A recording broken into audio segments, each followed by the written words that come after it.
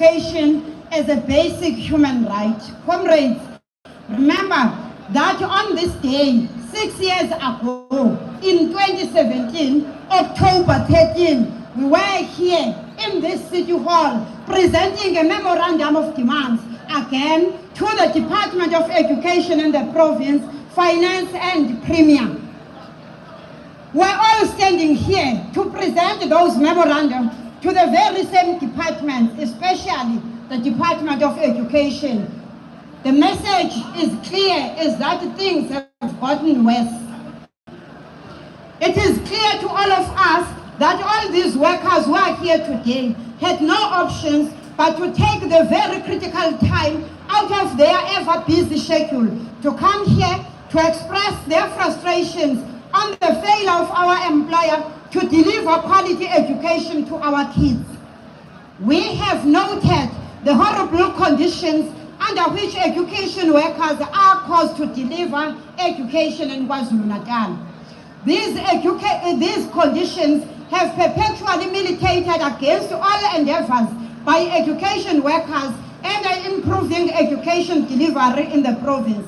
More than ever before, there is a duty placed upon us to strenuously oppose all direct or indirect manifestations of the exploitation of teachers and education workers in our country and in this province. We are driven by our conviction that the Provincial Department of Education has a responsibility to afford all learners in our schools quality education and to progressively achieve equity in resource distribution by being sensitive and responsive to existing inequalities. Historical imbalances that still painfully reflect and define conditions of schools inclusive of conditions of service for education workers constitute glaring vestiges of what apartheid hoped to achieve through education. And that is why we refuse. That is why we say we can't fold our arms, as we can't keep quiet when things go astray. The relevance of our education shall be realized once its results assertively become capable of changing the lives of the toiling masses of people for the better and enabling individual learners to contribute actively towards economic development in their respective areas, thereby freeing themselves from the bondage of modern-day slavery and abject poverty.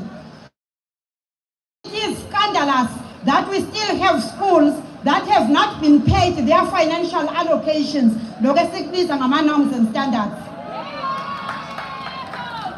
The Department of Education in this province is running schools as if they are running or operating a tuck shop. Because in a tuck shop, because you own it, you do as you wish. In a tuck shop, there are no laws. You just live, dream, and you wake up and implement whatever that you dreamed about. As such, they decide willy-nilly on how much must be paid and when to schools.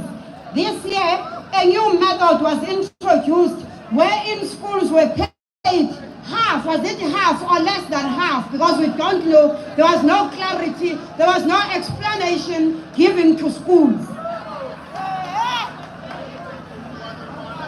As we're saying, no arrangements were communicated to say, as they are failing to pay the whole amount, when will they be able to pay the balance?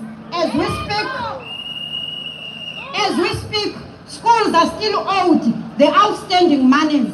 This situation has resulted in school principals having to run schools from their own pockets. Education is all about without. It is also scandalous that we still have schools that are made to stay without teachers for the longest times, as they must wait for head office to make placements, causing unnecessary delays and acting against the UNESCO declaration by leaving thousands of learners without teachers. The centralization of appointments and placements of post-level 1 educators is chaotic. government smells corruption.